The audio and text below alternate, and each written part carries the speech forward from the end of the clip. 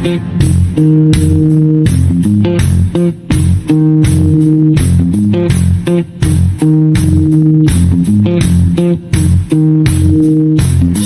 kata benar adalah salah. Lawan kata asli adalah palsu. Apakah ketika ada hal yang benar, mestikah ada yang salah?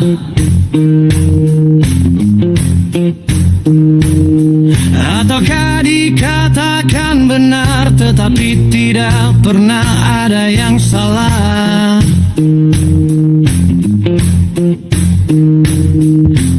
Haruskah kita selalu mencari hal yang benar dan hal yang salah?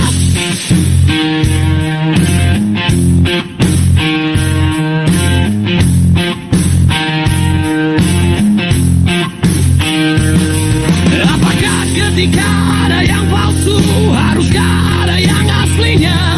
Ataukah dikatakan palsu tetapi yang asli tidak pernah ada? Apakah bisa begitu? Tolong jelaskan. Karena wawasan kami terbatas untuk memahami para tokoh, para ahli. Tolong jelaskan. Karena wawasan kami terbatas, belum sampai ke arah itu. Jangan sampai kami kebingungan. Jangan sampai kami resah.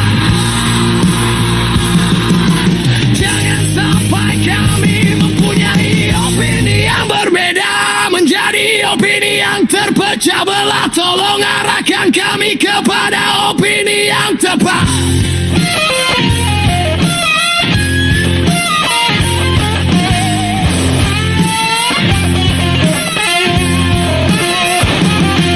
Di zaman teknologi yang sangat pintar dan penelitian ilmiah yang luar biasa,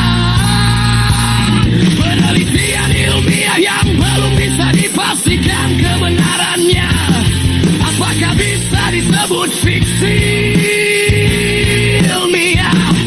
Penelitian dan gagasan ketika disajikan sebagai cerita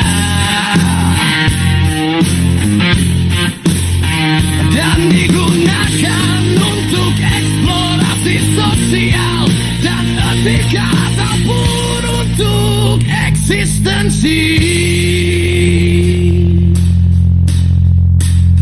Kebenaran tidak lahir dari kesalahan, tetapi kesadaran akan kebenaran sering tumbuh dari jatuh yang berulang. Ketika kepalsuan dipercaya bersama, ia berhenti menjadi palsu dan keaslian berubah menjadi kenangan. Yang palsu tidak lagi meniru yang asli, melainkan menggantikan dan menghapus keberadaan yang asli.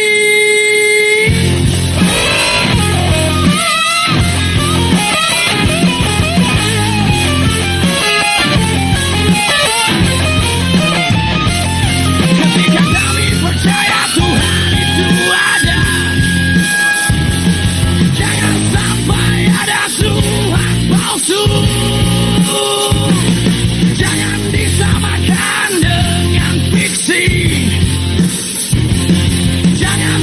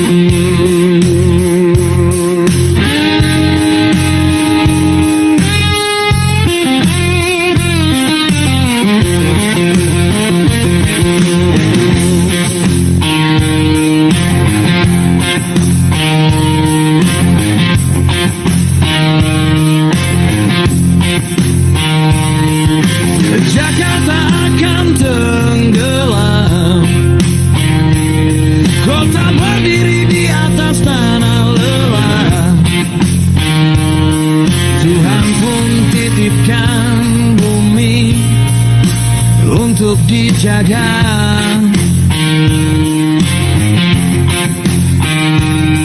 Dipijak jutaan kaki, ditindih ribuan gedung yang dilapisi dengan kerakusan dan keserakahan.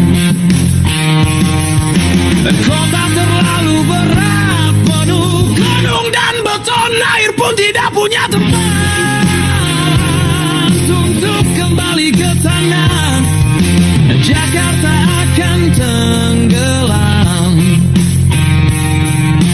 bukan karena air hujan, bukan karena air laut, tapi karena kerakusan dan keserakahan oleh kebijakan dan kebijakan.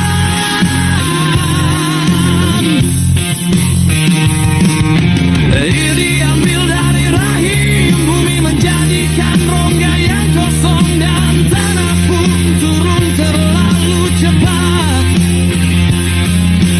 Sungai mengalir, bukan hanya air tapi sampah keserakahan.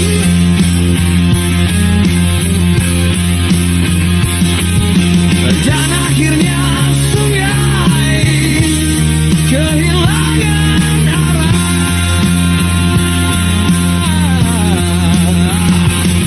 Ingat, air laut naik perlahan, tapi pasti.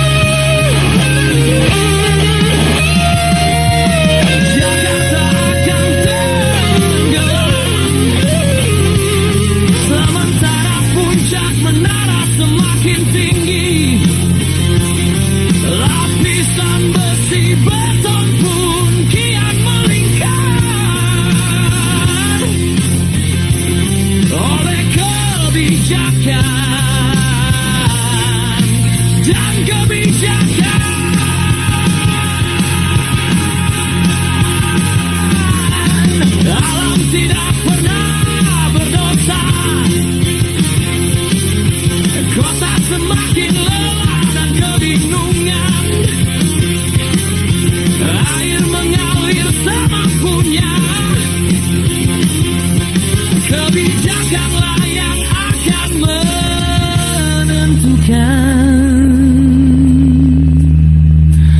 karena tenggelam bukanlah penyelesaian.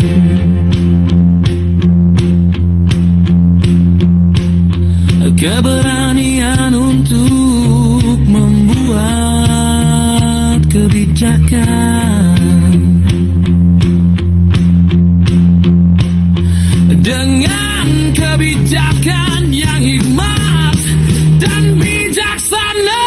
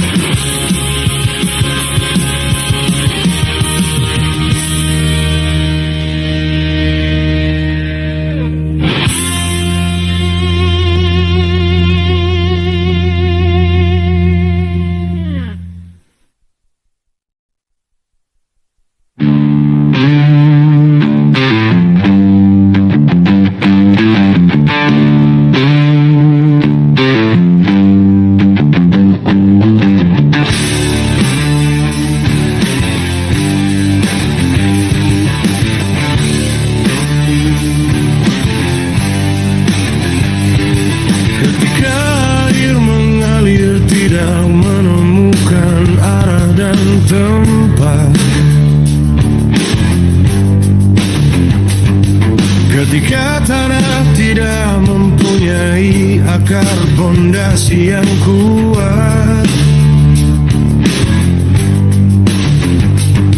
ketika satwa kelaparan mencari makan ke pemukiman penduduk, sebab apa dan kenapa serta karena siapa dijawab dengan banjir, longsor dan kejadian bencana ekologi sosial di mana-mana.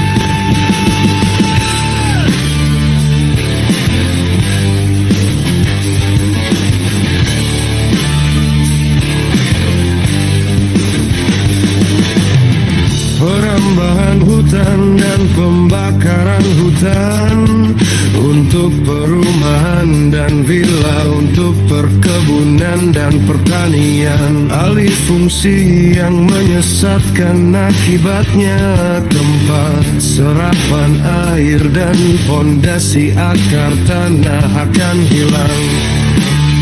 Banjir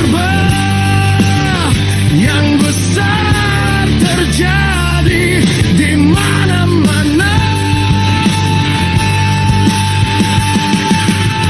Pembalakan liar ataupun izin penebangan kayu di hutan untuk kepentingan yang ilegal ataupun untuk kepentingan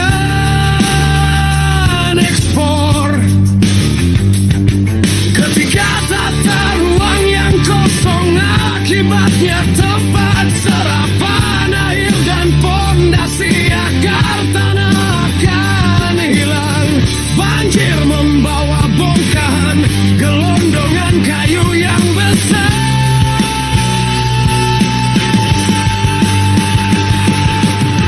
Hilirisasi, apakah ada hitungan sebab akibat? Hei teman,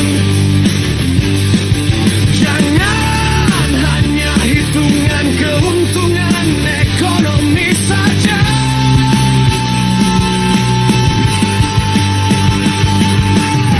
Hilirisasi pohon sawit dengan monokultur ekstrem, tanah menjadi padat, serapan air berkurang, air cepat mengalir di permukaan.